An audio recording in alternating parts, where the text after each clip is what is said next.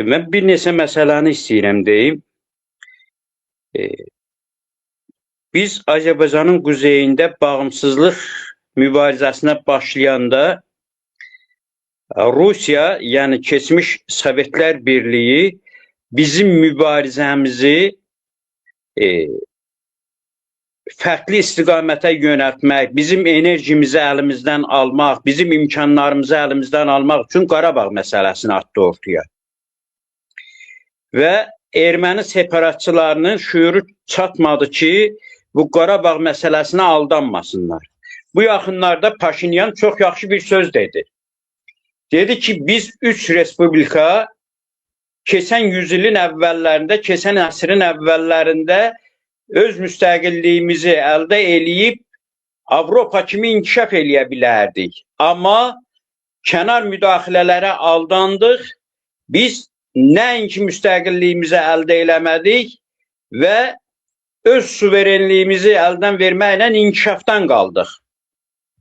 Yəni keçən yüzildə Azərbaycan Xalq Cümhuriyyəti idi, Gürcüstanda da dövlət qurulmuşdu, Azərbaycan da bir parçasını, İrəvanı vermişdi, erməni dövləti qurulmuşdu.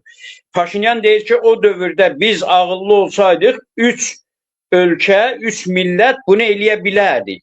O dövrdə eləmədik və burada da 20-ci yüzilin axırlarında da eyni səhvi təkrarladıq. Paşinyan deyir ki, biz bundan sonra bu səhvi təkrarlamamalıyıq. Mən bunu niyə dedim?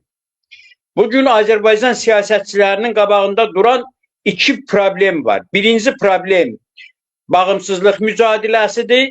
İkinci problem Qərbi Azərbaycan məsələsidir. Qərbi Azərbaycan ostanının, Urmiya ostanının məsələsidir. Azərbaycanın siyasətçiləri dəxli yoxdur, güneyli, quzeyli. Kürd siyasətçilərinə anlatmalıdırlar, başa salmalıdırlar ki, siz başqalarının oyununda oyunçuya çevrilirsiniz. Siz başqalarının əlində alətə çevrilirsiniz. Həm öz mübarizənizi itirirsiniz, həm bizim mübarizəmizə zərər vurursunuz. Urmiyanı biz sizə heç vaxt verməyəcəyik.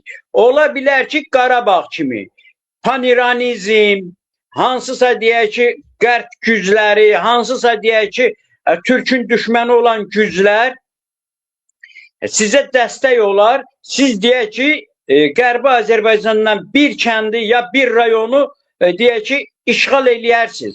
Amma bu Qarabağ məsələsi kimi 30 ildən sonra siz bunu çox sizə baha başa gələcək şəkildə qaytaracaqsınız. Bu sizə çox baha başa gələcək. Bu sizin belinizi qıracaq. Ona görə də ən yaxşısı budur ki, Qərbi Azərbaycan məsələsindən imtina eləyirsiniz və biz sizlə birlikdə bağımsızlığımız uğrunda mübarizə aparırıq. Birincisi budur. İkincisi, baxın, bugün Mosulda, yəni İraqda, İraqın Mosul şəhərində Kürd separatizmi bir paytaxt yaradır. Mosul tarixi Azərbaycan torpağıdır. Tarixi Azərbaycan şəhəridir. Kərkük tarixi Azərbaycan şəhəridir. İndi kimlərinsə köməyi ilə siz Mosulu bu gün nəsə eləyə bilərsiniz. Amma bunun sabahını əmin olun ki, Azərbaycan bir qarış torpağını kimsədə qoymayacaq. Bugün İlham Əliyev deyir ki, biz Qərbi Azərbaycana, yəni Ermənistandan, Zəngəzurdan, Göyçədən söhbət gedir. Qərbi Azərbaycana biz avtomobillərlə gedəcəyik. Bəli, biz avtomobillərlə gedəcəyik. Orada çox ciddi şəkildə mədəni siyasi dəyişiklik yaradacaq. Çünki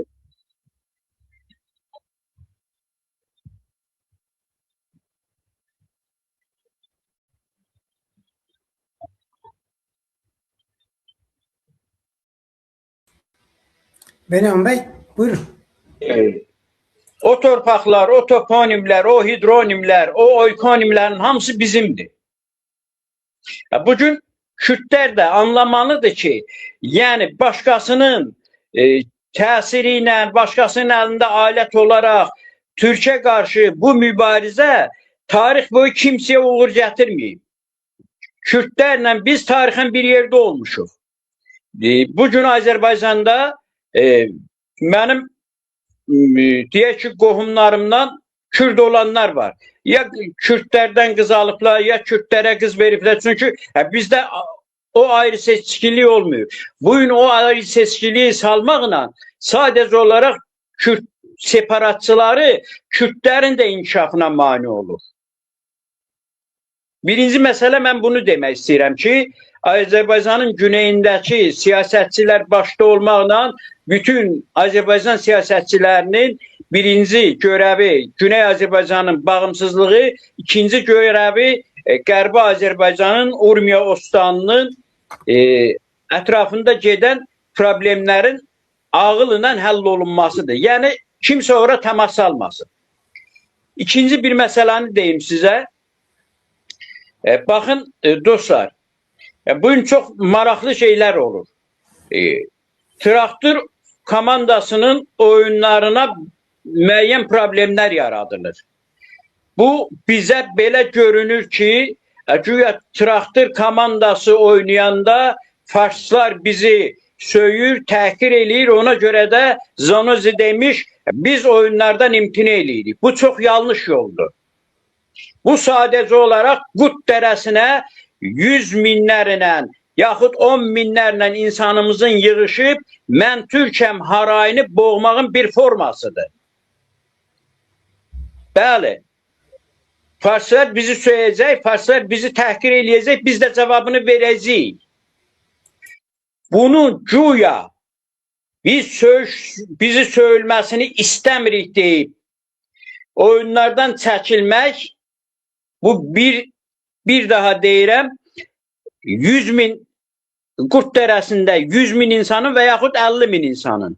Mən Türkiyəm, Azərbaycan bir olsun, istəməyən kör olsun, Bakı, Təbriz, Ankara, biz hara, farslar hara şüarlarını boğmağın bir formasıdır. Biz buna getməməliyik. Traktor oynamalıdır, biz 50 min adam... Can Bey, çok önemli söze işaret ediniz. Mən heyifdir mən də deməyəm. Baxın, Zinozi hər nə də olsa, biləxərə o da rejimin adamıdır da, millətçi də olsa bir rejimin adamıdır. Ola bilər əmniyyəti qüvvələr bunu o qədər baskıya qoyarlar ki, deyirlər, bəli. Bu takımı inhal eləcəklə, bəli, doğru siz dediniz kimi bizim orada milli istəklərimiz, şüarlarımız, olsun qoy Fars bizə nə deyir desin, 200 ildir deyir, bu 5 il, bir il də onun içində. Çok doğru. Bizə də fürsət yaranır, biz haqlarımızı tələb edək, deyək, şüarlarımızı dünyaya çatdırıq və eyni siz dediniz ki, burada kəsin əmniyyəti qüvvələrin əli var. Bilirsən, Araz bəy, Zanozi rejimin adamıdır. Ola bilər ki, həqiqətən milli duyğuları da bunu bəzi məsələlərə məcbur eləyir. Amma Zanozi siyasətçi deyil. Bu bir biznes adamıdır.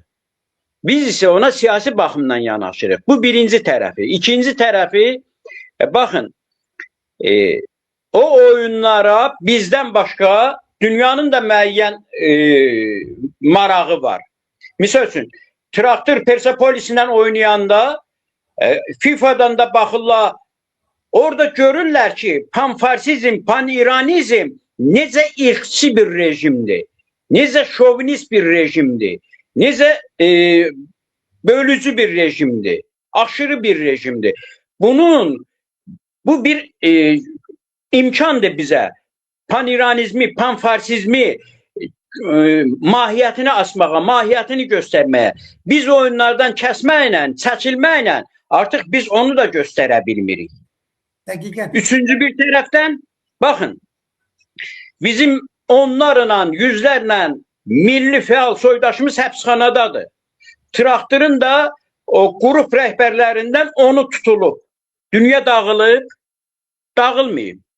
Yəni, onların heç biri nə Abbas Lisani'dən, nə Yürüş Mehralibəliydən, nə bir digərindən üstün deyil. O da bir milli, o da milli fəaldır, o da idmanda milli fəaldır. Doğru. Bunu da nəzərə almaq lazımdır.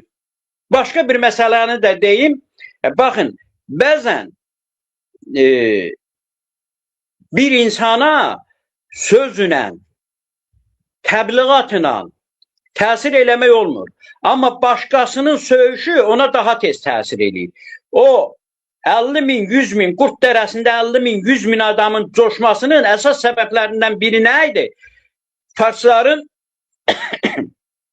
anti-Türk, anti-traktor duyğuları idi, söyüşləri idi. Bəli. Əslən Sami Benyamin bəy, bizim burada təcrübəmiz vardı.